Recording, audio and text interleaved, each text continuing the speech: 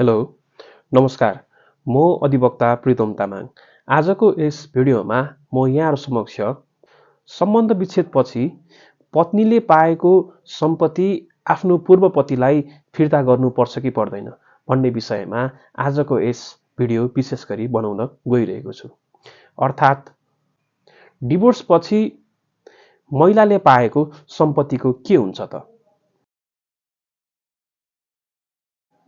For example, पति पत्नीको मिलापत्रबाट सम्बन्धित जिल्ला अदालतबाट 2 दिनभित्रमा सम्बन्ध विच्छेद भएको छ र मिलापत्रबाट डिभोर्स गर्दाखेरि पत्नीले अंश बापत 50 लाख पैसा लिएको छ र यसरी अंश बापत 50 लाख पैसा लिएर दुवैजनाको सहमतिमा सम्बन्ध विच्छेद भयो र अब सम्बन्ध विच्छेद भएको 4 महिनापछि महिलाले अर्को विवाह गरिन्, अर्को पुरुषसँग विवाह दर्ता गरिन्।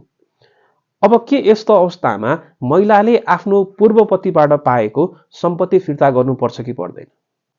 यस्तो अवस्थामा महिलाले आफ्नो पूर्व पतिबाट पाएको सम्पत्ति फिर्ता गर्नु पर्दैन। हालसम्म नेपालमा यस्तो कानुन छैन। तसर्थ महिलाले आफ्नो पूर्व पतिबाट पाएको सम्पत्ति आफू खुसी गर्न पाउँछिन्।